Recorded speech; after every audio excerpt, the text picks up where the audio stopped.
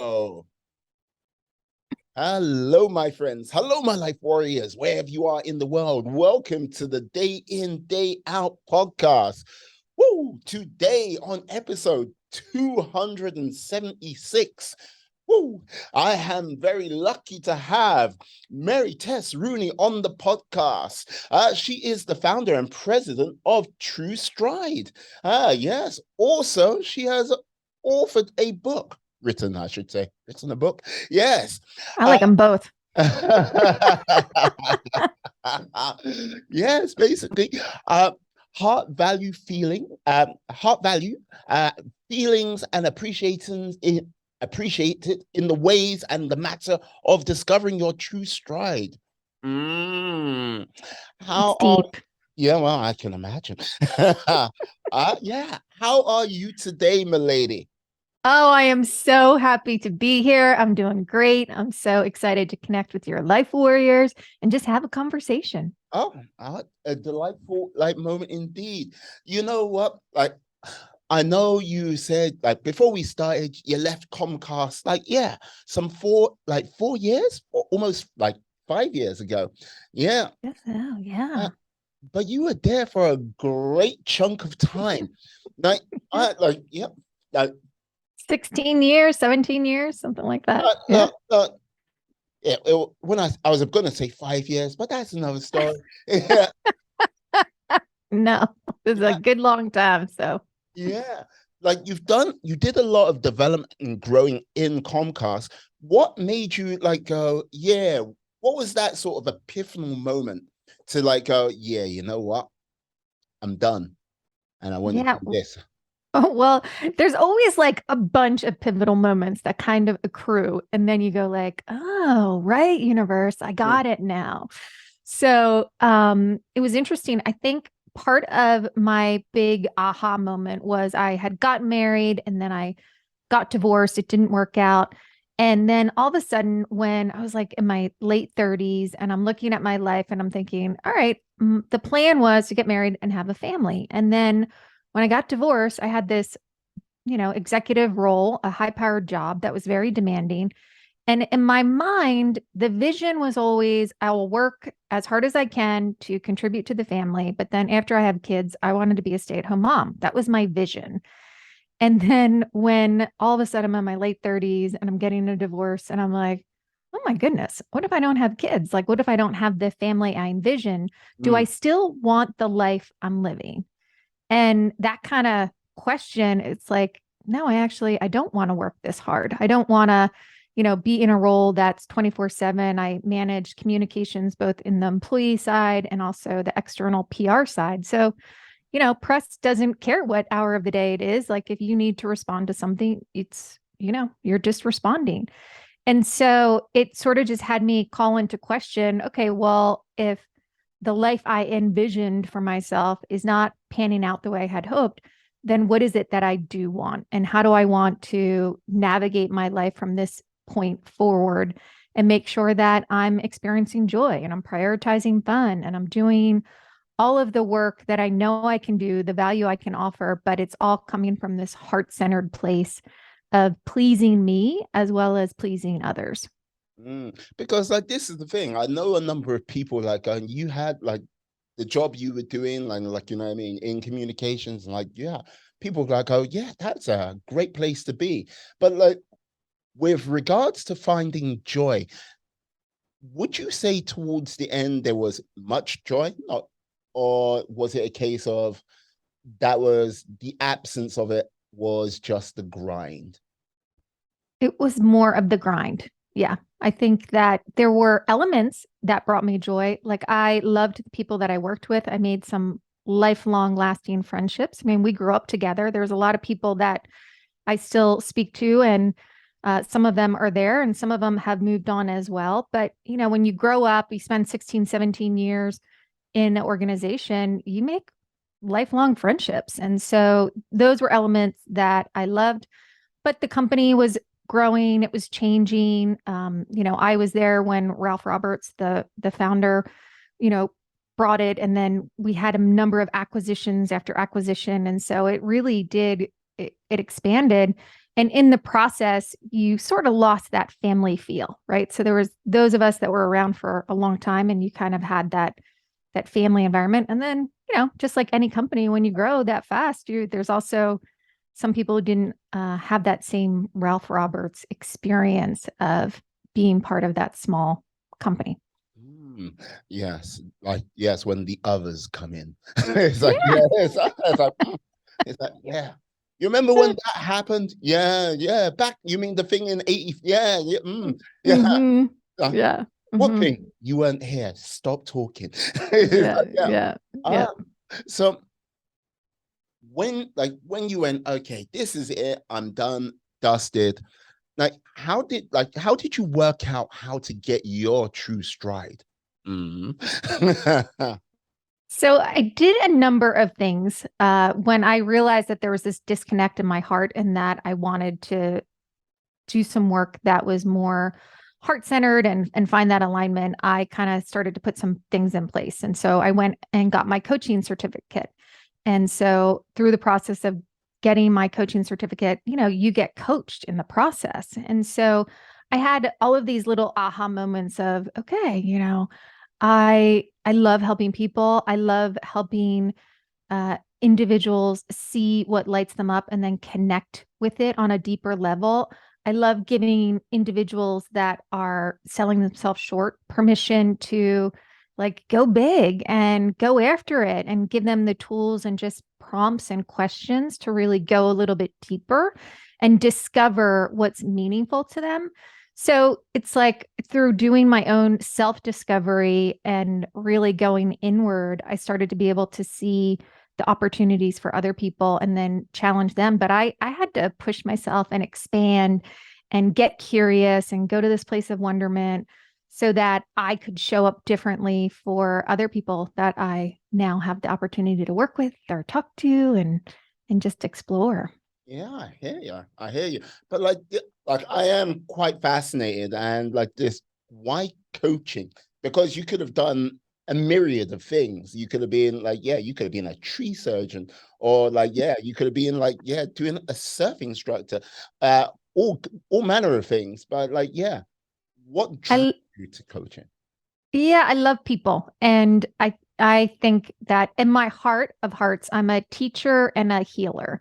Mm, And I say teacher because I have this God-given ability to, you know, understand something. I'm a student, I'm curious. And so it's like I need to break things down to its like baseline level. mhm. And then what I'm gifted in is taking that information and distilling it down for someone so that they can get it and like go, oh, okay. And I've done it throughout my life. Like I was a ski instructor, I'm a snowboard instructor, I a yoga instructor. Like for me, I love kind of learning and then going, oh, all right, out of this content, what can I do to help someone else really experience that joy or experience that like aha moment and I was good at it, right? Like even ski instructing, it's like you see someone and you're like, okay, like I can see where they're getting stuck or challenged and then just help them shift their perspective or sometimes it's just believe in themselves. I'm good at giving people confidence to say, hey, like you can do this. I know you can. So that idea of seeing people's potential and then giving them the tools and resources to get there.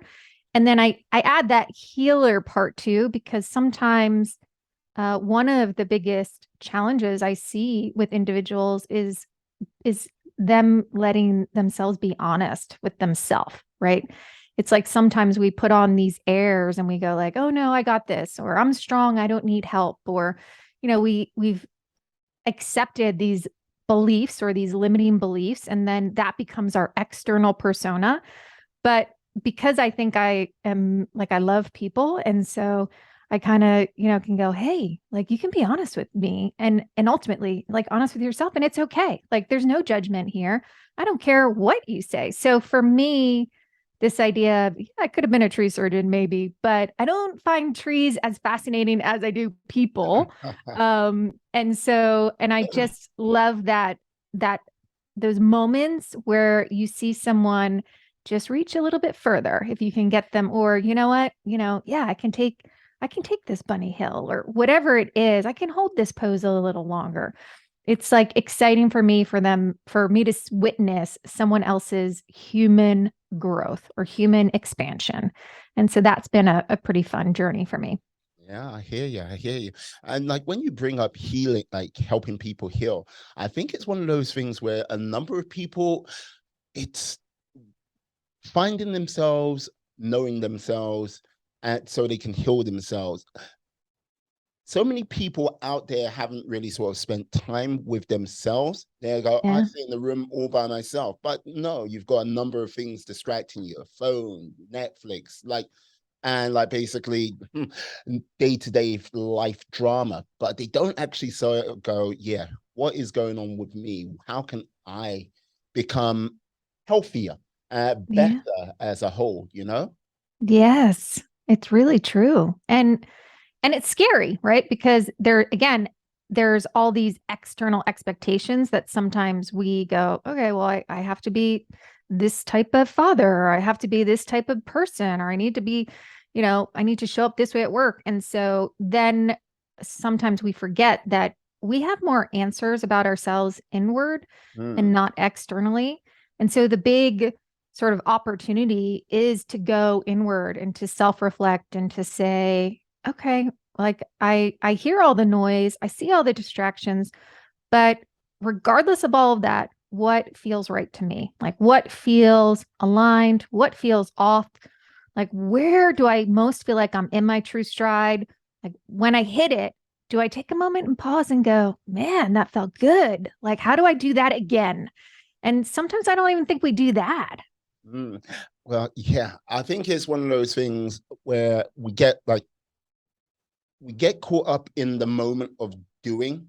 And Yeah. when it comes down to it, like if it's a good or a great moment or a fantastic moment, like we don't revisit it because it's like you get caught up with the whole, yeah, oh, that was great. That was fantastic. It was like superb.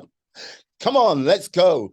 But if it was a bad moment, it's the case of rather than sort of breaking down the elements and go, okay, this is what went wrong. Was I responsible for that?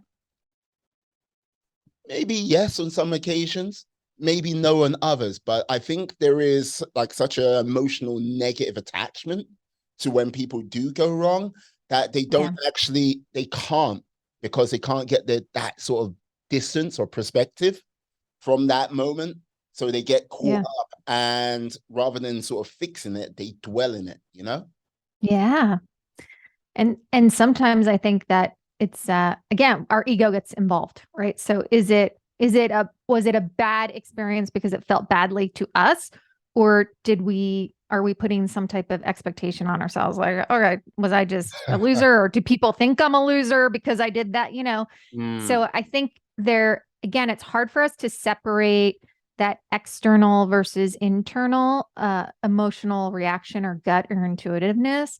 My mom growing up used to always laugh because I think that when this is something that I was always aware of, where I would go out and I'd go like, what do you think I should do? What do you think I should do? And I would sort of gather different perspectives. But then she always knew that I needed to go dark before I'd make a decision. And she would say like, oh, okay, she's finally stopped asking other people. And I would like literally kind of just get quiet and kind of go inward. And then I would come out and I'd go, okay, well, this is what I'm going to do. And she would like chuckle because she'd go, okay. And then she always knew it was as good as done. But she said, I would take the longest time to make a decision on something. And then as soon as I made it, she's like, it would be like, boom, like I would go, okay, 0 to 100, done. But that processing, I was a processor. And so I had to go, like, what does everyone else think about this? Because I don't know what I think about this. And then I would go, do I really care what other people think? Like, what do I think? And then I would have to go dark and like push myself away from the noise to mm. get my answer. And when you say go dark, is that playing dark scenarios of all of the things that Oh, are going on, no. or is that, yeah? No, I just meant like I would, if somebody wanted to go hang out, I would say, oh, no, I'm going to stay in and read a book. I Ah, just would sort of distance myself from um, activities and people and places that were stimulating because I would go internally like I need quiet time. So dark to me is like just quiet, isolation, inward reflection. Mm, I understand. No, like this is the thing. Like in my sort, that sort of type of thing for me, it's a case where I sort of run silent. Like you know, I'm there, but like yeah, I like rather than sort of like yes, interact like yourself. I'll run silent rather than say yeah, process what I Yeah. need to do, and that sort of process sometimes comes in the form of either running or exercise, and then basically help me resolve that. But like one of the things I do like what you're doing with your coaching and everything like this, you're helping people sort of like, how can I say, push forward, like either like follow through with their dreams and like, yeah, take that sort of important step. Because like one of the things which I, it's an air of frustration when I see it happen. Someone will have a dream, they'll have an idea. They Yeah. like it can be grand or small. And like this is the thing, regardless of what it is, like I think a number of people, when it comes to, I don't know, when it kind of sort of starts to switch off, it might be in early 20s, mid 20s, or like get as people get older, their dreams sort of not there or present. It's not a case of they die. It's just like people don't do it anymore. Yeah. Right? And when like people do have that dream and follow through with it, it's a great sign and it brings me a little bit of joy because it means they're investing in themselves because we Yeah. invest all the time in other people, in other activities. Like, damn, like sometimes, yeah, BS, which just makes no sense or brings any sort of real value. But you know what I mean, in the distraction. But Yeah. you know, It's really cool. It's fun to watch. And I think you're right. The older we get, I almost think we get a little less brave. It's like we're not as willing to try some new things, or we it's scary, right, to try to do something completely different. And we've gotten into these rhythms and these patterns and we're comfortable. But it is a beautiful thing when you watch someone articulate their dream and it come from their heart, and then they pursue it and they go after it. And more times than not, sometimes what happens, and we'll see, is like someone goes through a health crisis and then they realize how fragile life is.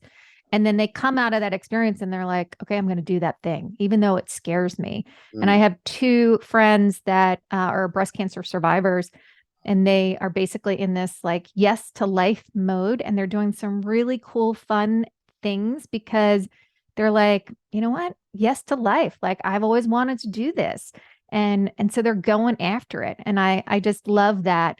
They recently just climbed Half Dome in Northern California, and they're just like, yes to life. Let's go. And so it's a beautiful thing to watch. But I love that switch when you see people and you go, no, like when I experienced it a couple of years ago when I always wanted a camper van. And so I have this vision of traveling across the US and going to national parks in the camper van.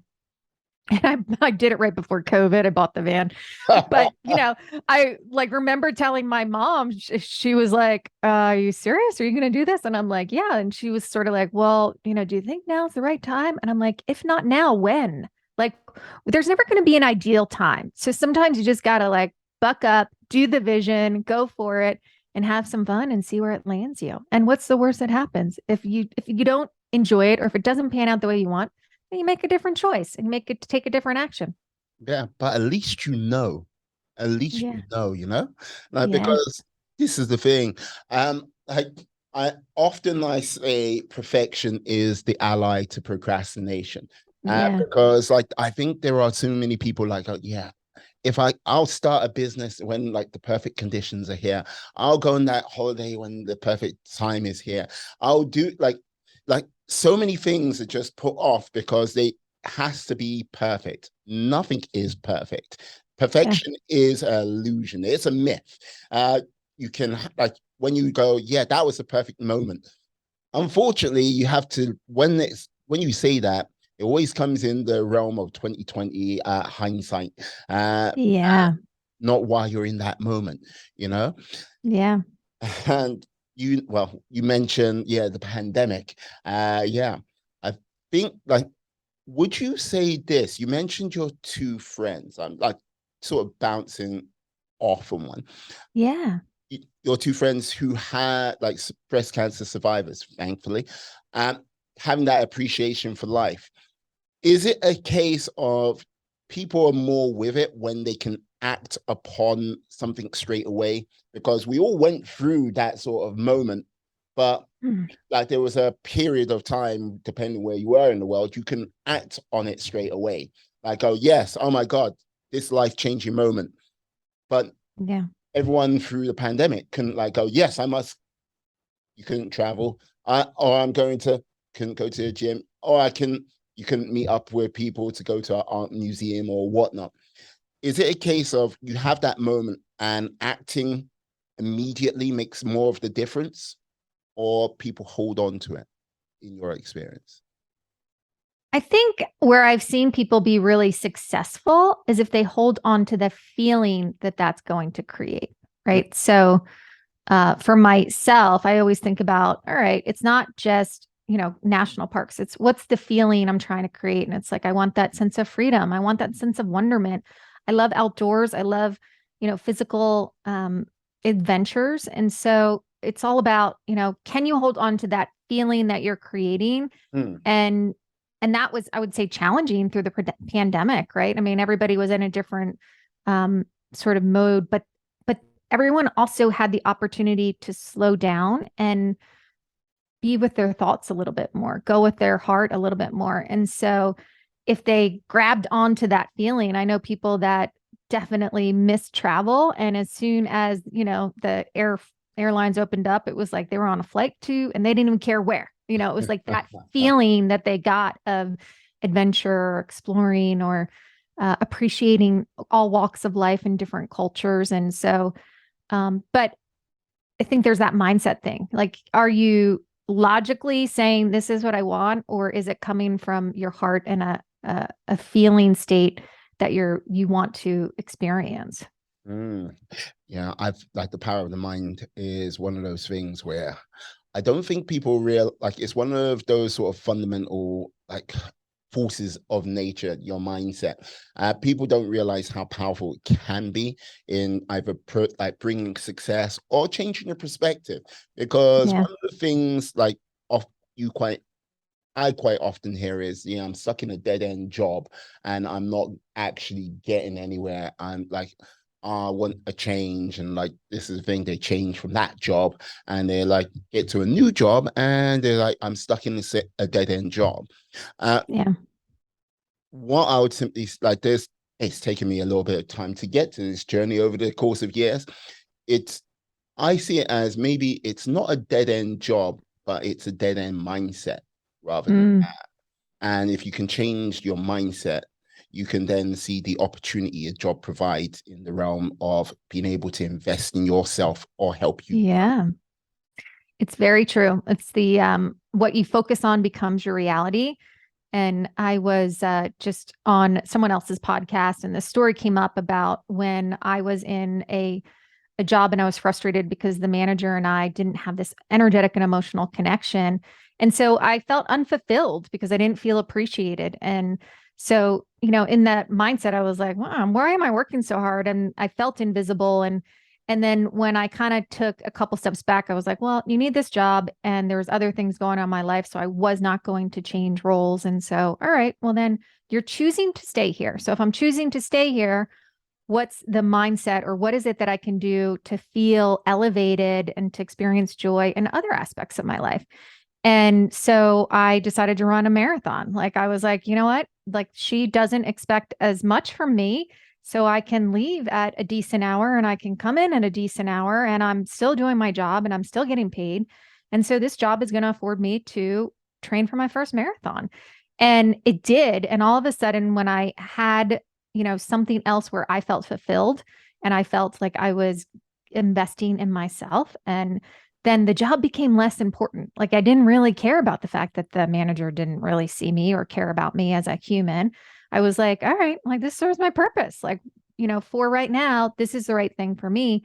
And the woman that I was speaking to, she was like, oh my God, it's so interesting because I've been grappling with the same thing where she has a pretty good, cozy job and she loves to like learn and be challenged. But so she kept thinking, like, I think I need to change.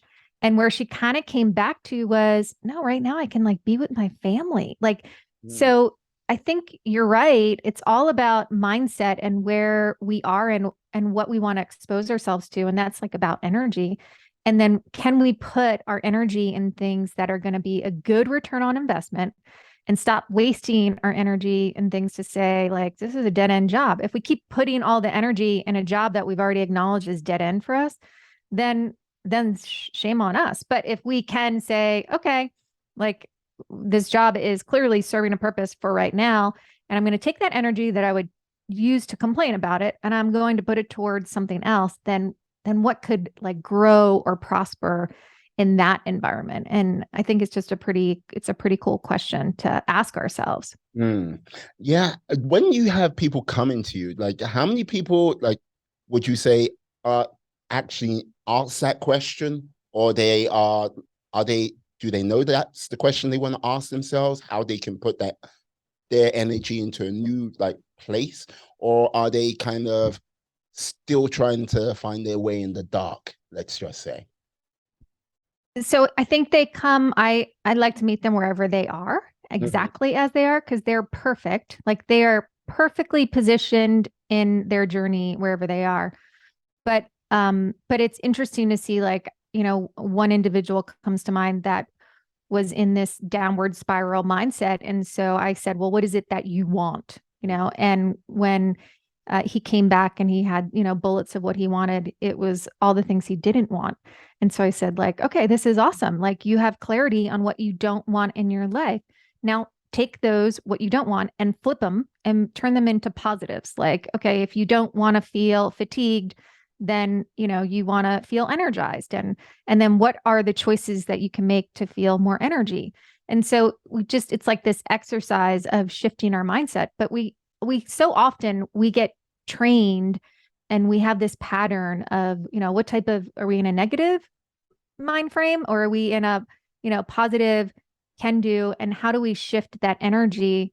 Because at the end of the day, we all want to feel joy, right? We want to experience more fun and have more laughs. But some of us, it just, we can be in that funk and we can go, all right, I need to shift my energy. And what are the things that will help me do that? Mm. Yeah, like, unfortunately, I think one of the things of the human condition, just from its survival standpoint, is it picks up on the negative far too easy. Yeah. Because I could say a million and one positive things about people, and as soon as I say the one negative thing, Yeah. that's the thing what lingers in people's minds. And yeah, that's when you normally get the greatest pushback because you can put out positive things into the world and you don't Yes. generally like get that back to you. It'll go Yeah. out a long way. And you might get a person one day, a friend, member of a family, or like, yes, a complete stranger who might come across your material and go, thank you very much for what you've done. You're like, oh, great. Yeah. Well, and we don't believe it as much, right? I mean, it's like even on social media, I had a friend who just started being vulnerable on social media, and I'm so proud of her. And she is sharing what lights her up. But it's like she had like 100 comments that were all like, way to go, thank you, needed to hear this. And then she got, a hater. Oh, yeah. And she was like, okay, I'm just calling to talk about this and then I'm going to delete it because I know, I need to focus on the big picture. But those things, they hurt, right? We're still human. And so anytime we have that negative sort of exposure, it is going to like affect our energy. But then, to your point, like if we can kind of go back and recenter and say, well, okay, let's look at all the good that's happening, or let's look at what this opportunity offers outside of that negative thing, then it's a beautiful thing. But you're right, we are hypersensitive to the negative because that's how I think a lot of us were trained or raised to pay attention. Well, yeah, that basically, yes. I don't think like the optimist, like, oh look, there's a tiger over there. Back in the day, there's like, come on, let's play, Mr. Tiger. Ah, they're gone. Nice tiger, nice kitty cat. Don't lick your lips like that. Ah. Don't in the distance. Run, you fool, run. My sister actually, I don't know why I think this story is funny all of a sudden, but it's like she had a gecko in her house, which is like a little lizard. It's like a Florida lizard. Oh yeah. And but they're little. And anyway, she is like not a fan of them, and it was in her bedroom. And so I don't mind, safely removing them. But I was cracking up because I like took a piece of Tupperware and I put it over the gecko and was like, but the whole time I'm talking about it, I'm like, I'm trying to save your life. I'm trying to save your life. And I like put a piece of paper so I could take it outside. But it's like was in that moment trying to create energy so it didn't fear me, that it didn't run from me, and it didn't like try and, bite me or anything. I just was like, I am here for good forces. Like, come on, let's go. And I got it outside. But I do think energy is so powerful that, even if you can't communicate with something, they feel and sense our energy and what our intentions are. And animals, people, I think they're all the same. No, I agree. But like, I just see this gecko just like giving you the like, side eye. It's like, hey, lady. Yeah, I know. Your sister's like, Yeah. She's like, I don't care what you do, just get it out of the house. I'm like, like you like to tease her, you should just wear a t-shirt with a gecko on it. nice Christmas present, right? Be like, here you go. Or get a gecko brooch. But that's no, I wouldn't do that. No, yes, I would. Oh my goodness. Oh, but yeah. But like, yeah, one when like with regards to like sort of like I think also with regards to energy, I think people also forget about the power of consistency. It's one of those things where consistency is our sort of silent passenger, but it is one of the things which, how can I put it? It's one of those things which is the lightning rod of, yeah, how your life can turn out. If you do consistent negative things will always come your way. Randomly, you might get a good thing what will come your way, but fundamentally, you're going down a negative path. If you do positive things, same thing. Positive things will generally come your way. Yeah. Yeah. And like a negative thing will come along, but yeah, it's all part of the game of life.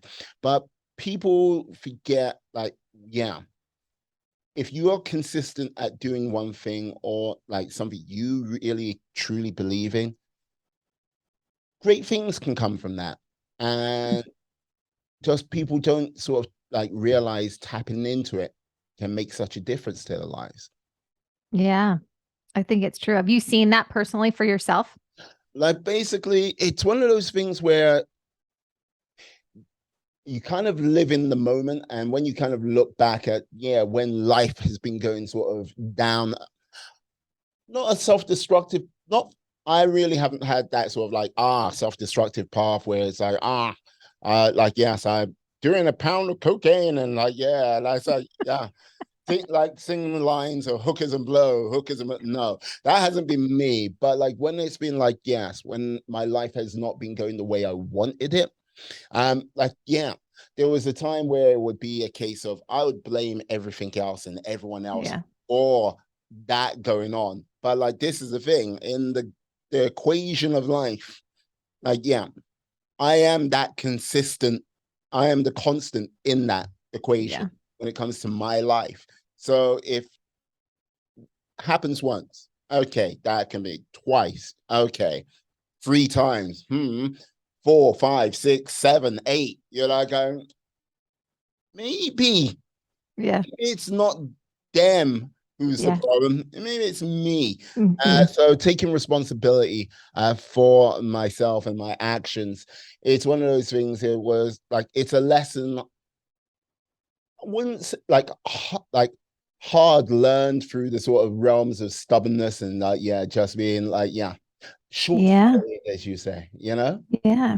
No, it's cool. I think it's really true. I think it's always funny to me, thinking about when someone triggers me and, you kind of go like, huh, all right. Like aside from whatever they just did, why does that bother me? Like what inside of me is going on that needs to be healed? Like, because I think almost when we get those reactions from people or if we find ourselves like in that situation where we have the same situation happening over and over again, I think Yes. generally it's like we have something that we need to heal in ourselves. And so how do we focus on that? Because we'll keep attracting that same thing until we heal it.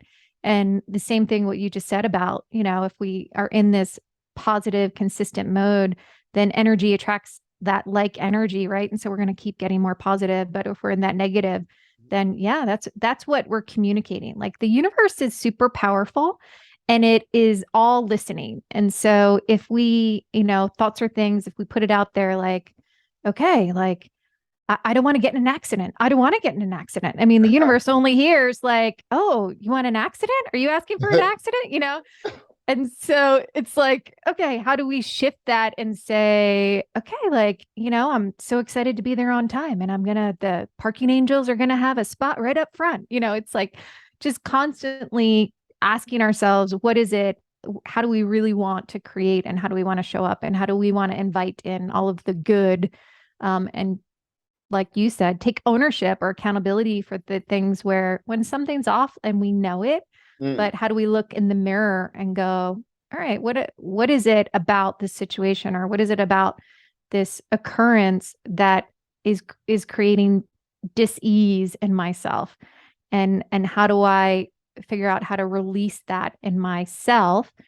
Because I can't control anyone else, but I can certainly control my response or I can control like why I got triggered by that. mm. Yes, the triggering. Like, like I have to ask, like, Yeah. when was the last time you were triggered, and what was that trigger? Ooh, that's a good question. Do you know the last time you were triggered? Let me think about this.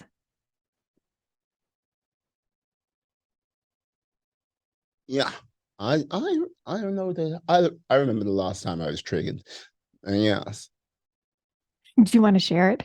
yeah, certainly. Like basically, yeah, I was like I left work and I was walking to get to at Marylebone Station, and like yes, just walking down the street, like trying to get there as quickly as possible. This random stranger, I don't know who he was, what he was, but he yeah, how can I put it?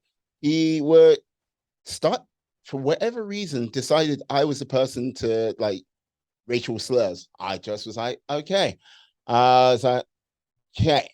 Rather than sort of like, okay, yeah, whatever, buddy. It's like, am I like back was up and was like, what is your it Mm-hmm. was said, and yeah, I was like, had to sort of check myself and go, wait a second, why am I wasting my time with Yeah. this stranger? Uh, Yeah.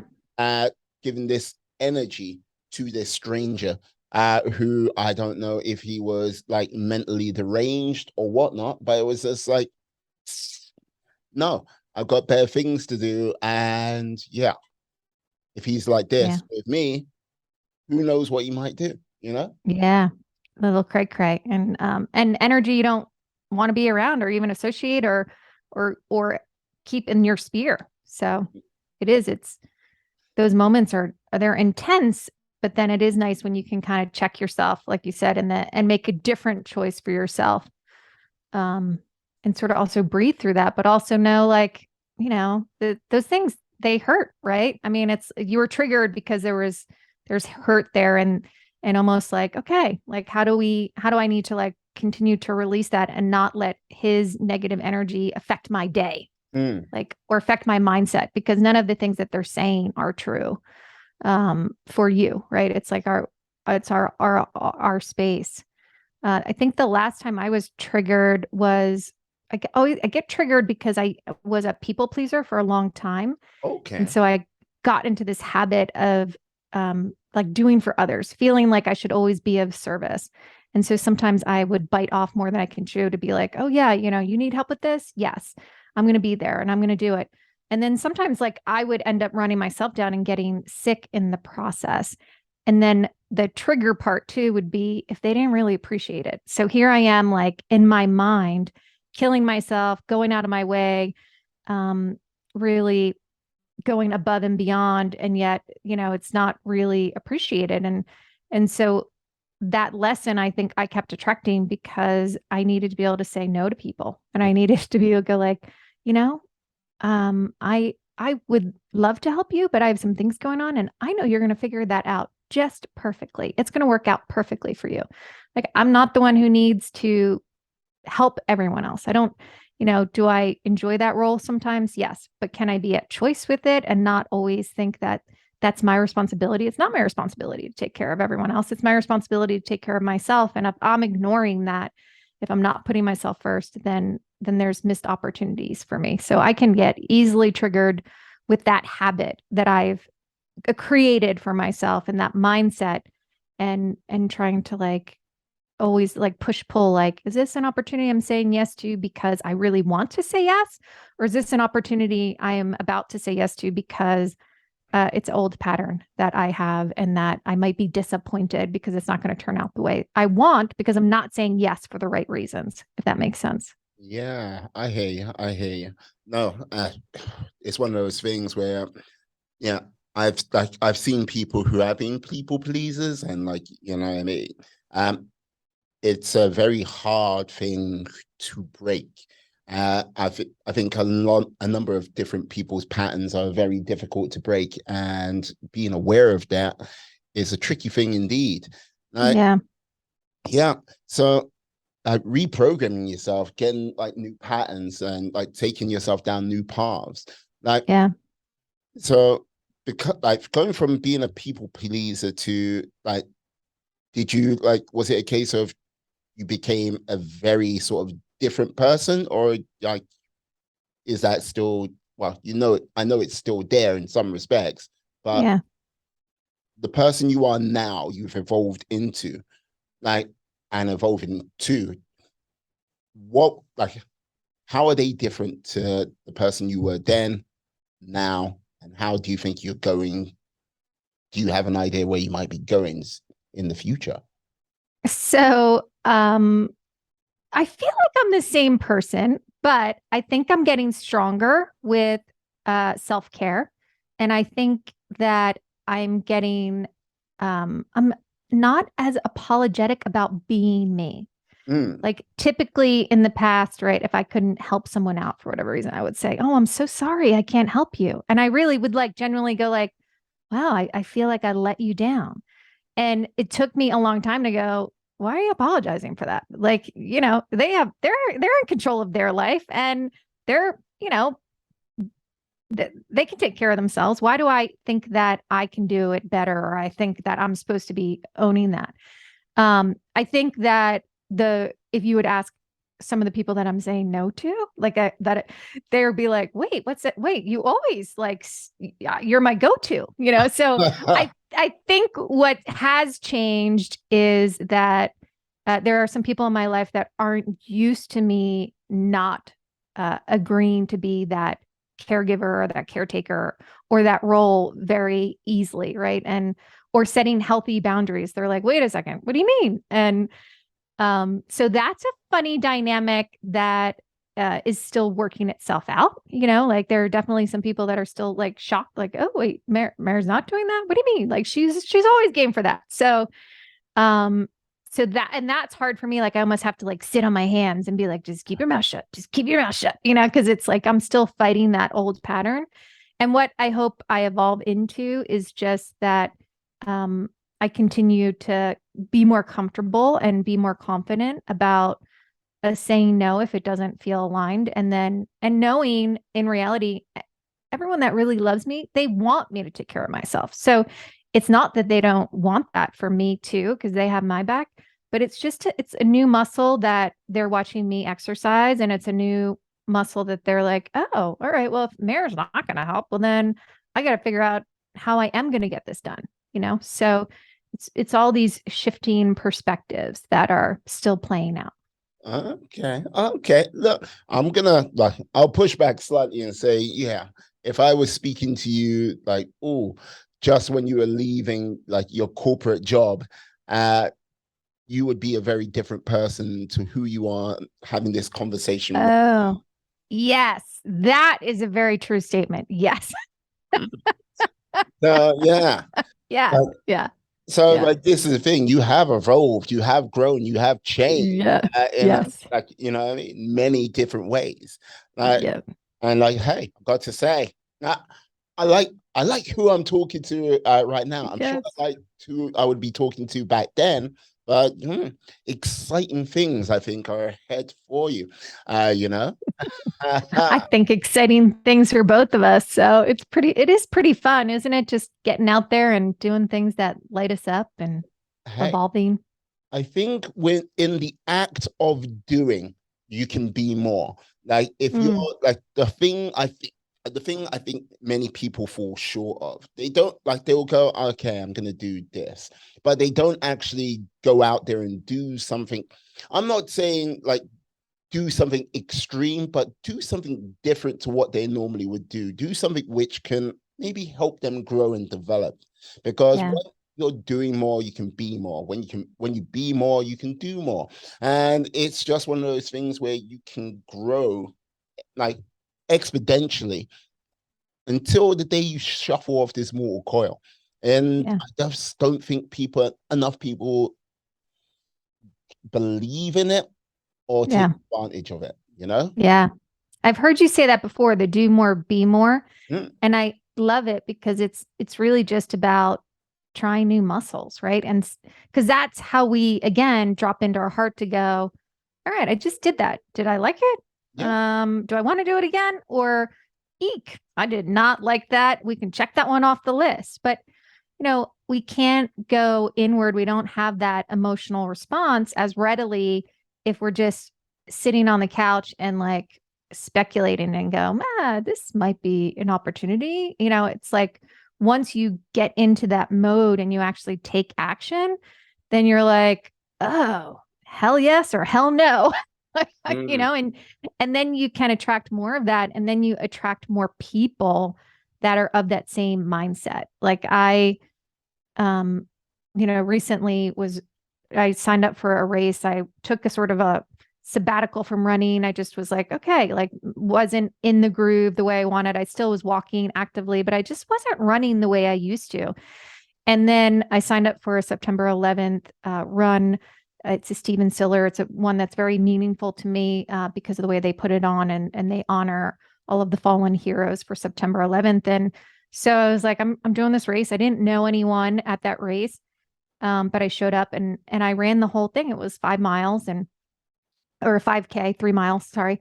And but I was so energized by, and I thought, God, why did you stop running? You love running. Like, and it was just this moment that I had where I said, thank God I said yes to this race. And then I went home and I joined the local running club. And now I have people to run with, 2 to 3 times a week. And I have 3 more races I just signed up for.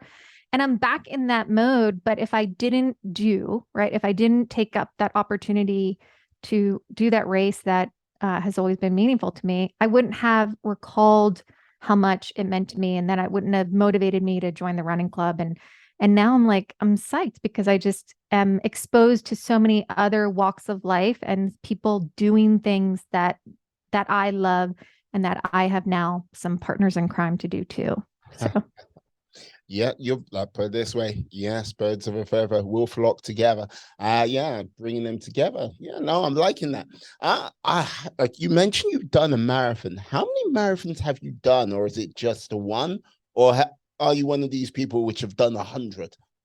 no, I did two. So I trained for four and successfully did two. Okay, before, but did two. So, Yeah. what brought that 50% success rate? So the first time I trained for a marathon, I was didn't take it seriously enough. And so I didn't follow like the suggested 20-week plan with the mileage increases. I was a novice, and so I ended up getting like injured probably right after that, like that 13-mile mark. So I didn't like get over the 13 miles. And then the second time I was going to run, I took all of the training to heart, and I was running super fast for me and had completed everything, like did my 20 miler, which was like this beautiful. I was out in California at the time. I ran like San Francisco to Tiburon, and so I was in really good shape. And I was running Anchorage, Alaska marathon. Wow. And then I got cocky and I played this co-ed soccer league. And like everyone had told me, like, Don't do Mary, you're like 2 weeks away from the run. What are you doing going to play co-ed soccer? And I'm like, oh, I'll be fine. Like, and I, of course, got injured and tore my navicular. And so I had to have surgery on my foot. And so that time it's like, I'm like the Goldilocks bear. The first time I didn't take it seriously enough. Second time I clearly was serious, but then, got too cocky. And so then the third and fourth times, it's like I understood what I needed to do, what I needed to say yes to, and what I needed to say no to in order to achieve my goal. Mm-hmm. I'm curious. What were your times in your marathon? So I was, I think, around 5 hours, a little under 5 hours. So 4 hours and 40 minutes, somewhere around there, or 4 hours and 50 minutes. Fantastic, fantastic. Now, Yeah. I ran a marathon for the first time this year myself. Did the London Marathon. Congratulations. Yes. Yeah. How was it? And what was your time? My time was 5 hours and 23 minutes. I was expecting to do it in 5 hours at 30 minutes. But I was like, yeah. Well done. So yeah.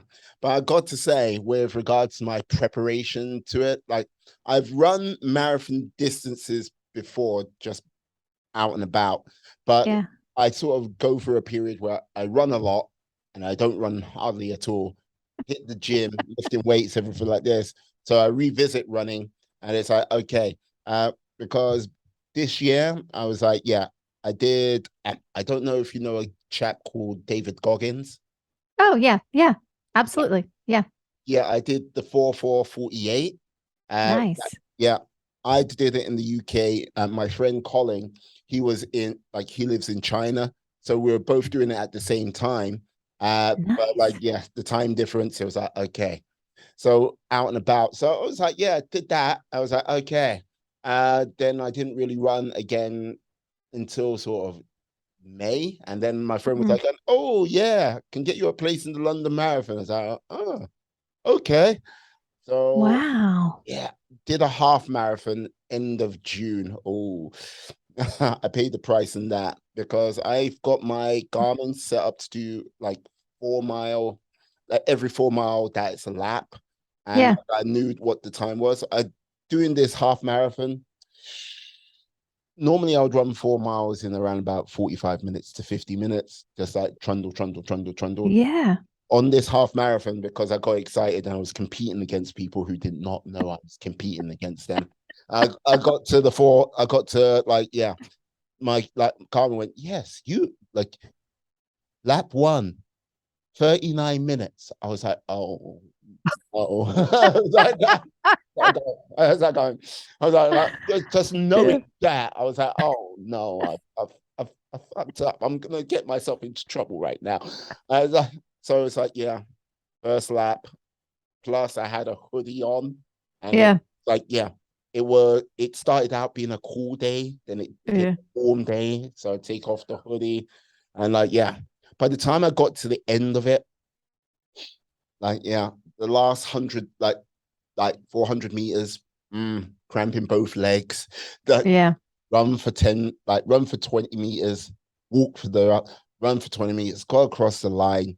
And like the fastest time I did a half marathon at that moment in time was like, yeah, an hour, like, no, sorry, it was like 2 hours 20 or something like that. I was like, okay, yeah, great. I was gonna walk back home. I had to call my lady to pick me up.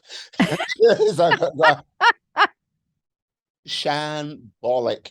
I was like, yeah, if you saw me, you were like, man, put that guy out of his misery. It's like, started to rain, sitting on the park bench. It's like, Oh. Yeah, but that's an aggressive training. I mean, to do like you just started in May and then June, you're doing a half marathon. Like that's not a big ramp up either. So, I Hey, mean, no, but thankfully it was a great bit of experience because rather than sort of like going, okay, let me go with other people and like yeah, go, yeah, don't run the imaginary race competition in my head against yeah, others. Run the race I need to run yeah, myself. Just stick in that moment rather than getting caught up with everything. But yeah. by the time I got to like the second to last training run, did a half marathon again in a faster time, but I was Mm, much better off. Like, yeah, yeah, I then I could do my last big run, the 20 miler, before like the London Marathon. I was like, yeah, yeah. it's great. But It yes, is nice to build confidence, isn't it? I mean, you really do learn so much about yourself in the training process and when, and like, just learning to run your own race. Like, I mean, that's such a huge um concept because we all do that, right? You get to the start and there's energy and people are psyched and you're hey. like, okay. And it's like you kind of go, no, no, no, like this is my pace. This is where I feel my best and learning to not follow the pack, to follow your own inner compass and run the race your way according to your rules. It's Yeah, cool. like this is the thing. In a very physical way, I was running like if I was keeping up with the Joneses, if you get Yeah. what I mean. And Yeah. with that, I think it's a case of I think a number of people do that, not put the running aside, but in other things in life, because they do the whole comparison. Am I going at the same pace? Like I should be ahead. I should be Yeah. doing this. And like because they haven't put in the reps sometimes for a certain task or a sort of new situation, they end up wrecking themselves, somewhat like how I did on the race. Yeah. And by the time they've actually come to that, like, I, this is the thing. The problem is when they do that in other aspects of life, there is sometimes not a clear, defined finishing line. So it can Yeah. take a very long time before they realize I need to stop this and take that breath, you know? Yeah. uh, It's true. yeah. But like this, yeah. You got me going off on a rant. You've got me monologuing, you dog. I like it. I like it. I think your life warriors like it too. Hey. But yeah, I have to ask now, what made you decide to write a book? I just felt called to do it. It was one of those things. Um I think while I was in working in corporate America, I used to like write a lot in my job, Hmm. but it was very technical writing, if you want. It's like you're writing these communications for leaders or you're writing messages and generally it's not in my own voice. And so on the side, sometimes I would journal and I would write and I would also document like, oh, this could be an interesting book idea. And so I think for a long time I've known that I had a book in me and I wasn't exactly sure what the book idea was.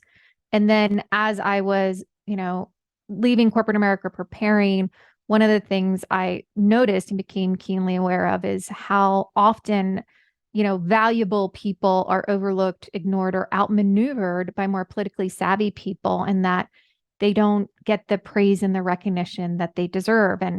And for me, when I started to write that book about voicing your value and getting the credit and recognition that you deserve, it just kind of felt a little like emotionally flat to me. It didn't necessarily like light me up. And as I was talking to a developmental editor that I was working with, it's like I kept saying, like, no, I want people to feel appreciated in ways that matter. And I want them to like go after the joy, like share value that brings them joy.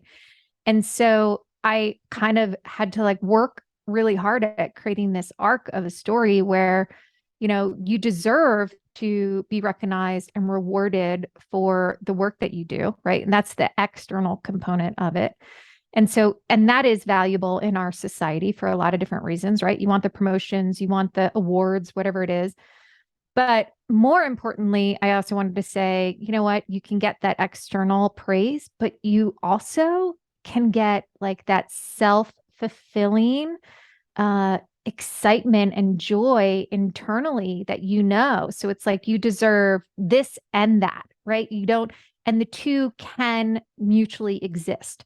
So I kind of wanted to bridge this idea of value not just from how other people perceive you, but how it's connected to your heart and that energetic and emotional connection to what lights you up. And then that book just, it like when I finally was like, yeah, that's it. Like, it's not just, I want to share value that lights me up and is of service to others. Like, that's the magic combo. Forget everything else. Forget everything that I was doing to people please. That's a waste of time because I deserve to please myself. And so that is a fulfilled life right there. And so as soon as I figured that out, then the book, it wrote itself. And I love it. It's a great journey about my stories and also stories of other people that I connected with, and how, each of us, when we go inward and we really think about what matters to us and what we want more of, then we can feel it and we can make choices and we can take action to bring that into our life. And it's not going to be immediate gratification all the time, but I kid you not, I've seen it time and time again. If you like just chip away at it and you go, okay, this is one thing, this is one step I can take that is going to get me closer to that feeling goal that I have. And guess what? Like, that generates momentum. It's just like running in life, right? It's that you get your stride on, and the more and more steps you take, you're like, okay, I'm in my groove and now I'm unstoppable. And now I see the finish line, and I'm going to get there. And I have all these people cheering me on because they're excited because I'm going to do more, be more. Like, that's magic. No, I hear you. I hear you. And like this is the Can you thing. tell I get excited about it? I know, like this is the thing. It's good that you get excited. It's good. It fires you up. It's great. It provides passion for you because Yeah. like this is the thing. Like yes, you're providing service for others through your book. But like the whole point is like I think with regards to a lot of people, like providing service for themselves, like Yeah. basically it's one of those things. Well, it's one of those things with regards to like yeah, getting that sort of like getting props, getting like sort of that found respect. It's always a very hard thing for people to get on a daily basis because there are many a person which will like, oh yeah, I've done all this hard work, but I don't deserve it. Or Mm, yeah, they don't actually see the value they've provided because they just either see it as a job or it was a case of right. yeah. So because they don't see that value, they don't actually see value sometimes in themselves. Yeah. So it's a really sort of weird place sometimes people can go to. And if you're like providing a book which can help provide like value, like help people see value in themselves. So whatever they do in that task they take on, Yeah. bam, growth can Hmm. happen in a major way. Uh, Yeah. New things can be achieved in a major way. And look, hey, you sit here, like, yes, author. Yeah, I have to ask, like, how long did it take you to get the book together? Because I've heard some people say a crazy short time, and I've heard some people say a crazy long time with regards to books. How long did it take? So I would say it was like a year of like concentrated effort, but I probably was playing with the idea for 2.5, 3 years before. So it kind of was like, okay, here's the idea, and I would jot down a thought. Mm, But um, but I wanted to make sure that all the concepts tied together. So I would play with them and I would say things like, at one point, I was trying to say, how do I express this idea of heart value? I didn't have a name for it, right? And so at one point, I think I named it like Valkind, because I was like, it's like Valkind. But I couldn't get people to like wrap their head around it. So I had a lot of like trial and error when I was working with different coaching clients. I would try some things out and I'd go like, nah, that landed, or that didn't. And so it wasn't just about writing the book, it was making sure that everything that I was putting in the book was applicable and that people could access it and then implement it in whatever way that it resonated with them. Mm. And so I would say probably 3 years for me of testing and trialing and then documenting it and then putting it together in a way that it's like it's it's a self-led journey. So at the end of each chapter, you have exercises and you have self-reflection questions that you can answer for yourself. And so you read the stories in that chapter, and then you have opportunity to apply some of the tools and strategies that I've used successfully with other people. So for me, it was not just about writing the book, it was about writing it in a way where people, they don't need me because they are the heart value expert on them. They just need to go inward. And so that's how I set the book up. Fantastic. 3 years. Yeah. Okay. Wow. Mhm. Now, I'm interested to know, like, did when you came out with the book and you told like people around you, friends, family, everything like that, did people's perspective of you like shift or change, or did they just hold you in the same regard? Mm, so that's a good question.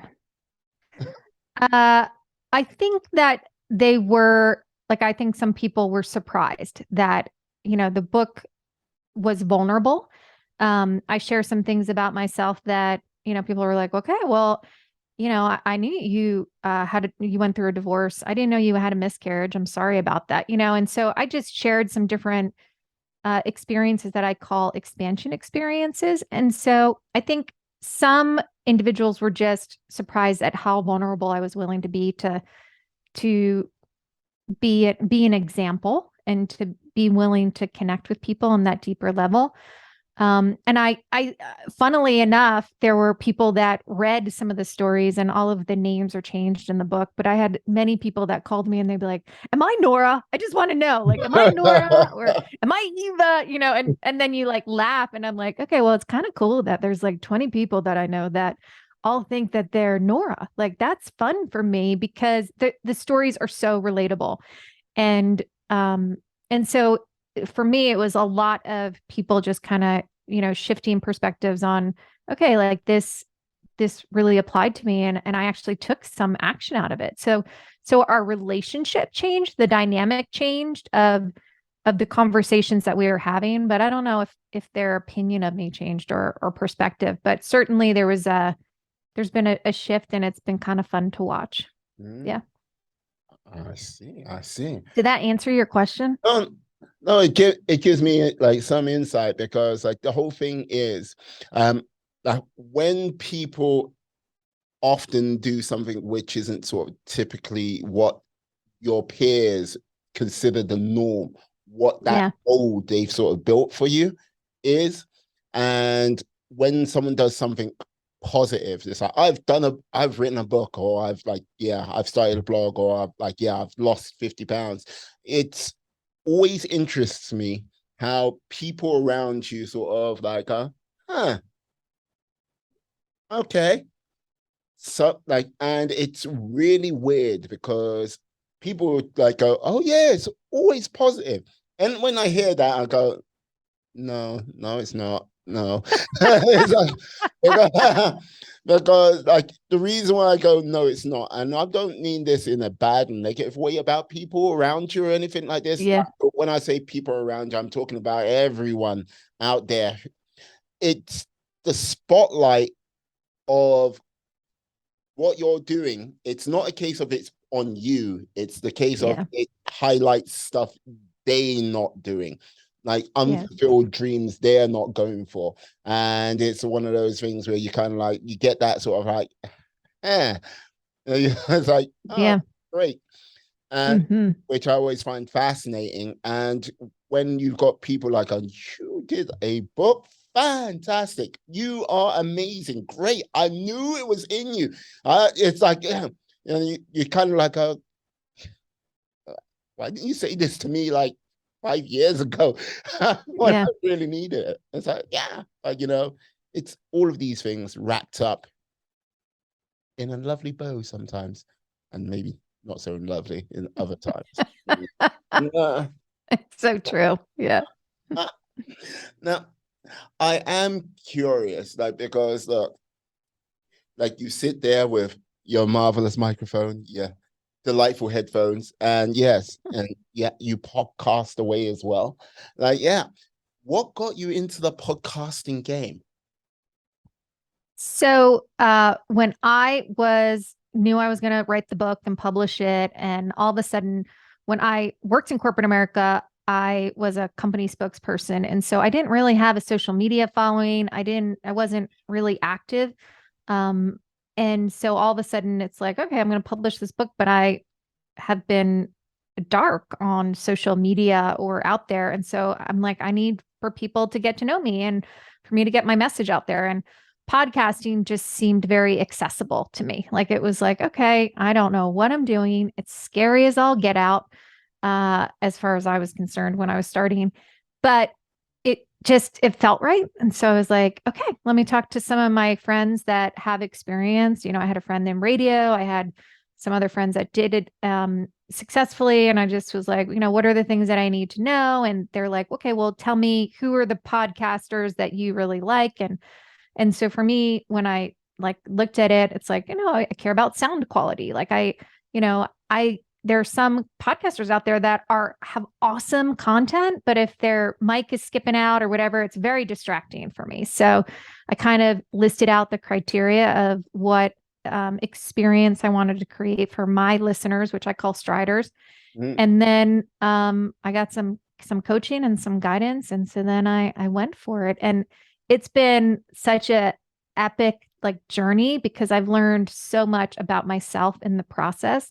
And each week I ask these self-reflecting questions. But what has happened as like a sort of happy result is that I'm constantly asking myself these questions, right? And I'm constantly looking at these opportunities and these conversations that I have with people. And I'm like, oh, you know what? That's a great topic for, another episode. And so I love that real life just provides these opportunities for us to kind of dig a little deeper and self reflect and see how we feel about something and then figure out our choices and actions from there. So I never thought I was going to be a podcaster. The first like go of it, man, I was so stressed. It took me forever. Like just to even set up my equipment. I didn't even know. Like I was awkward. I'm not technology savvy. So I feel like it took me a little while to get that groove. And now it's, I'm over 100 episodes and 2 years in, it's like, okay, at least I got my equipment down. and and I have some, loyal following that they continue to encourage me and they are vulnerable and they share what they're learning or what has changed in their life as a result of them doing and being more. So it's kind of fun. Outstanding. Yeah. Outstanding. Look, hey, what can I say? I Look, know. How did you get into yours? like, how did I get into podcasts? Basically, one of the things people often tell you when you're young, they go, yeah, enjoy life while you can when you're young, because yeah, things change when you get older. And the normal young person reaction is, yeah, right, whatever. Like one of the things, like looking at when you go out in your sort of late teens, early 20s, you Yeah. go, we are Legion. And like you turn and you get this, ah, big roar, and off you Yeah. go. Like in your sort of mid 20s, early 30s, you go, we are Legion. It's like the roar is not as loud as it once was, but no, you still get a roar. When you get into your early 30s, you go, we are Legion. And it's like, the roar is definitely not there. Yeah. It's like, yeah, we're just a cracked unit right now. Yeah, we're like, you go right now, we are Legion. When you're in your early 40s, it's like, yeah, yeah, we're just You're like, yeah, just a cracked unit of 3 or 4 guys. Yeah, but the whole thing is, as each sort of 5, 10 years go by, as you're like your social group gets smaller and smaller, you Yeah. miss out on opportunities to speak, to interact with new people. Because like you go, right, if you ask me like what you're gonna do on a Friday, Saturday night, oh, I'm gonna go out Yeah. and do this. I'm gonna go here, this, that, that. So you're meeting new people, you're having conversations with new people. People might challenge some of the things and ideas you'll have. So you're like, Yeah. oh, great, awesome. But each 5, 10 years, that realm, like that opportunity to grow, those conversations start to fade more and more. And then you become set in your ways, as they say. It's just a Yeah. case of you just have not, you just don't have the opportunities to have these conversations. So that's why you get set in your ways, is because you're only having the conversations with about 3 or 4 people you might see on a regular like basis. Mm. So this is one of the reasons why I started the podcast. Like, yes, I first started out like, yeah, doing some self-reflections and everything like that. It's got to around about the episode, 6 or so. It's like, oh no, I cannot just do this myself. Like, so I started out interviewing people, and yeah, fortunately, I've been able to speak to a number of people across the world, going through a myriad of life experiences, like from cancer survivors to epic like explorers to people who started like um non-profits to help animals, like to like people I would never normally would speak to. And it's Yeah. given me the opportunity to have these conversations, and keep me keep me growing as a person and an individual, still have an open mind, and look forward to learning on on a day-to-day, weekly basis through like these conversations. Which I have the lovely joy and benefit to have this conversation with you today. Likewise. I love it. It's so much fun. I'm glad you're doing it. And I really appreciate you having me on the show too. It's cool. Yes. Oh, you most kind. One last question before you go. Yeah. Uh, Where would you like your journey to go in the next 3 to 5 years? So I am very passionate about this idea of everyone sharing their heart value and connecting on an energetic and emotional level. So I want to go and travel and speak on across the world. Ooh. And so speaking and interacting with different cultures and walks of life and just seeing how together we can all help bring joy and elevate each other's frequency. That excites me. I also love, going to retreats. Like there's different retreat centers I've experienced in the US. I know the UK has some awesome ones too that I've looked at, but they're a little too pricey for me right now. But I love going and just helping people. I think healing work, so much of it is again going inward and figuring out, what feels off inside of us, or where is that dis-ease in us that sort of we can remedy, or we can take action or take steps to sort of help resolve or bring to the surface so that we can release it. And um, so I'll also look to hold retreats at these different centers. Because again, I think when you connect with your heart, Mhm. and you listen to your whole being, right? Body, mind, spirit, energy, everything, the answers for our best life are inside of us. And if we listen, we can fine tune all of the choices and the actions that we can take so that we can reach our highest good, whatever that is and whatever that means for us as individuals. So I just want to keep sharing that message and sharing that light and then meeting all these cool people along the way. So that's my next 3 to 5 years. Excellent, excellent. Yeah. Yes, I'm like this is the thing. I'm sure, like, well, let's just say, on this journey, on this epic journey you're going to take, let's just say you've got a companion. That's now going, Yay! who will come No. along every night now and then and go, hello. I like it. Excellent, excellent. I've got to say, Mary, thank you for coming on the episode today. You have been a superstar, a scholar, an all-round brilliant person. Hey, Likewise. I'm totally enjoying all you're doing. And I love that your name means the bringing joy. I love it. So the bringer of joy. Hey, what can I say? Working on it bit Mhm. by bit. Can you tell the lovely people out there how they can find you so they can get connected? Mm. Yeah. So my social handles are Mary Tess Rooney. And that's my website too. So marytessrooney.com. And if you have any questions or you have any feedback, you can always email me at marytess@truestride.com. And my podcast is True Stride. So, my hope is that each of you connect more deeply with your heart value and you align with your true stride. And then, I can't wait to hear about it because I'll be there to cheer you on. Outstanding. Yes, go out there, my friends, my life warriors. Get on her podcast, download them, listen. Yeah, go to her website and yeah, see what you can do, see what you can be. Do more, be more. I say, my friends, my life warriors. I like to say thank you for sticking with us to the end of the show. Yes, please stay well, stay safe, be awesome, be excellent, be fantastic.